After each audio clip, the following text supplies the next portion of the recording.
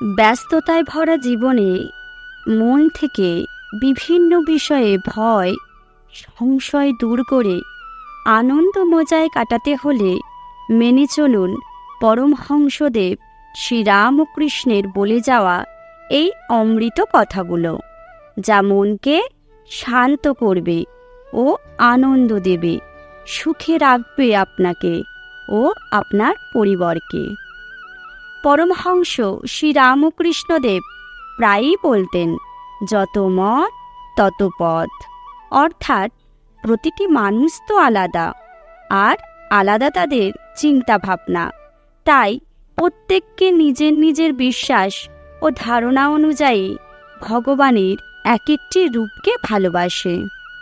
অর্থাৎ এক একজন এক এক দেবদেবীকে ভালোবাসে ও তার পূজা করে, আর এটা হওয়াই তো স্বাভাবিক।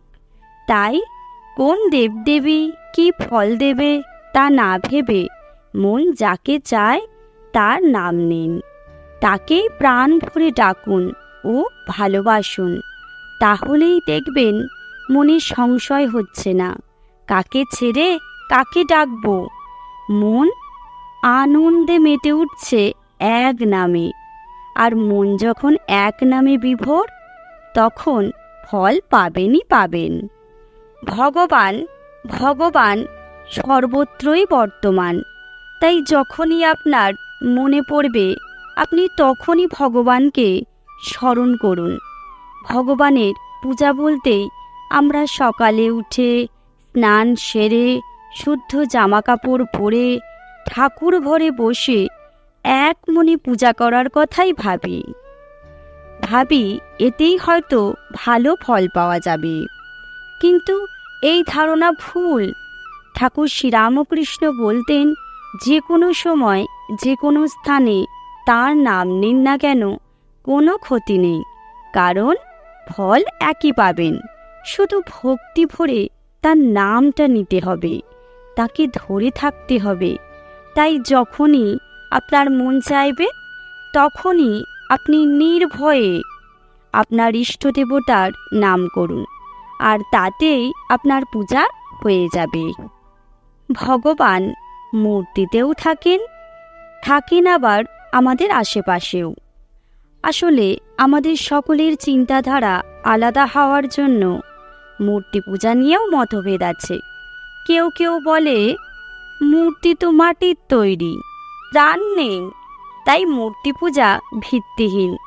আবার অনেকের বাড়িতেই মূর্তি প্রতিষ্ঠা করে ভক্তি ভরে পূজা করে। তাহলে কোনটা ঠিক আর কোনটা ভুল? যখনই রামকৃষ্ণকে এই প্রশ্ন করা হতো, তখন তিনি বলতেন, সর্বশক্তিমান ভগবানকে ডাকতে গেলে মনোযোগের প্রয়োজন হয়, একটা দিকে ফোকাস করতে হয়। তাই মূর্তির দরকার হয়, কারণ অশান্ত চঞ্চল মনকে স্থির ও শান্ত করার জন্যই তো মূর্তি পূজার প্রয়োজন। মন যখন স্থির ও শান্ত হয়ে যায়, তখন চোখ বুঝেই মনের মাঝে সেই ভগবানের প্রিয় রূপ ফুটে উঠেছে। হৃদয়ে আপনি শান্তি অনুভব করছেন, ফলে আপনি সুখেও থাকবেন। ভগবানকে আমরা মন প্রাণ দিয়ে ডাকার চেষ্টা করি। আমাদের মনের সুখ দুঃখের কথা আমরা বলি, তবুও মনের কোথাও একটা সন্দেহ থেকেই যায়। ভগবানকে তো মনের সব কথা বললাম, তিনি কি আমার স্বপ্ন পূরণ করবেন? মনে এই অবিশ্বাস ও খারাপ চিন্তার কারণেই কিন্তু আমাদের স্বপ্ন পূরণ হয় না।